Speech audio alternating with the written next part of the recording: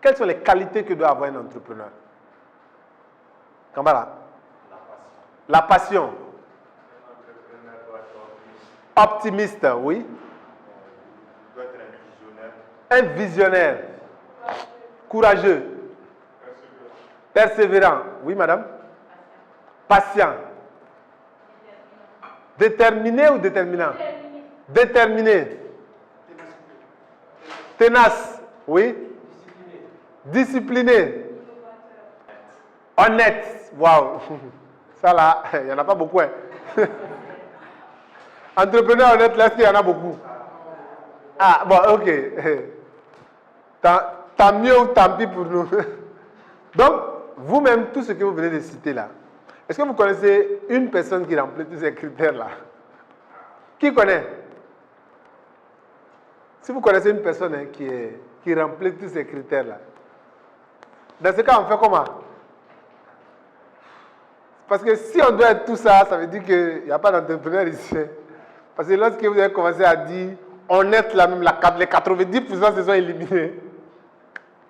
Parce que l'entrepreneur n'est pas souvent honnête, parce qu'il va vous dire, vous voyez ce produit-là, ça va régler tous vos problèmes. Ça soigne le palu, l'hémorroïde, ça soigne le Covid, ça soigne même le sida. Ah, aïe, depuis que tu commences à dire ça, mon frère, l'honnêteté même se chercher. Parce qu'il y a un produit même qui soigne toutes les maladies et puis on est en train de tomber malade encore. C'est qu'il y a un problème quelque part. Donc, toutes ces qualités que vous avez dit là, c'est bien. Et un entrepreneur doit avoir un peu de tout ça.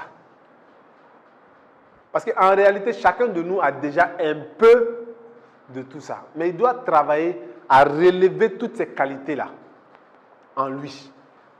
C'est-à-dire quoi? Il n'est pas dit que ces qualités-là, nous ne les avons pas. Nous les avons déjà tous, ces qualités-là. Mais à des niveaux et à des degrés différents. Vous allez voir que l'honnêteté chez lui n'est pas au même niveau que peut-être l'honnêteté chez lui.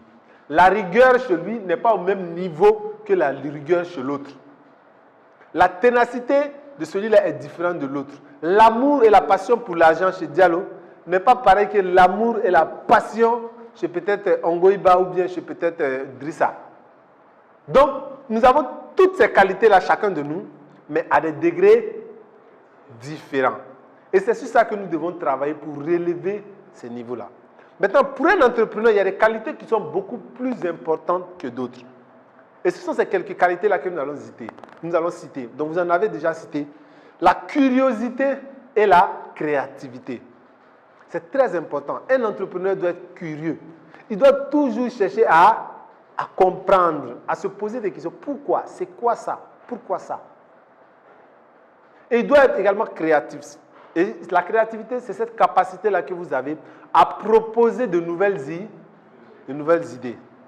Si vous avez cette capacité-là, à chaque fois, proposer une nouvelle idée, ça veut dire que vous êtes créatif. Et nous sommes dans un domaine qui est très concurrentiel. Et si vous ne pouvez pas proposer des nouvelles idées aux clients, la concurrence va vous bouffer tôt ou tard. Les gens vont partir. Parce que les gens sont à la recherche perpétuelle d'innovation. Aujourd'hui, vous ne pouvez pas simplement créer un produit et aller vous coucher. Vous devez toujours en train d'innover. Orange, il y a de cela 10 ans, 15 ans. Il n'y avait pas Orange Money. Il n'y avait pas Zerin. Il n'y avait pas Sewa. Il n'y avait rien de tout ça. Les cartes étaient vendues comment? Les recharges. C'était vendu comment? C'était des tickets, des formes de cartes qu'il fallait gratter. Aujourd'hui, combien parmi vous achètent des cartes? Soyons sincères. La dernière fois que vous avez acheté une carte, qui se rappelle? Même quand vous allez à la boutique, on vous dit une carte, vous dites non, tiens, moi je n'ai pas le temps pour ça, il faut me faire gérer. Ou bien, vous préférez un transfert. Parce que Orange a compris qu'ils ne peuvent pas simplement créer un produit et s'asseoir. Il faut innover. Donc ils ont supprimé les cartes, ils ont fait le transfert direct. Ils ont compris qu'on ne peut pas simplement se limiter à ça. Ils ont envoyé Orange Money. Donc vous pouvez garder votre argent dans votre téléphone et acheter vous-même votre courant, votre électricité, votre télé, acheter des unités avec et ainsi de suite.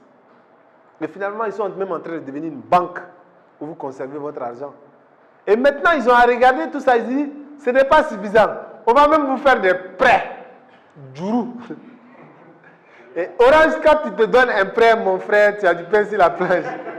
Il n'y a pas une entreprise qui réclame le plus un prêt qu'Orange. Quand il te donne un prêt, 2 ou 3 jours après, il dit, mon frère, il faut payer ton crédit. Et si tu ne fais pas attention, il va te honir dans la masse comme ça. Il va te réclamer. Il va te réclamer. Et tu vas payer. Parce que dès que tu mets tes crédits, ne demande même pas ton aval, il récupère son argent. Parce que pour Orange, il ne reste pas à crédit. Donc, il faut aussi être des spécialistes. Il faut pouvoir savoir donner des crédits aux gens, mais il faut mettre des stratégies aussi pour récupérer votre argent. Donc, quand vous donnez des prêts, réfléchissez également à ça.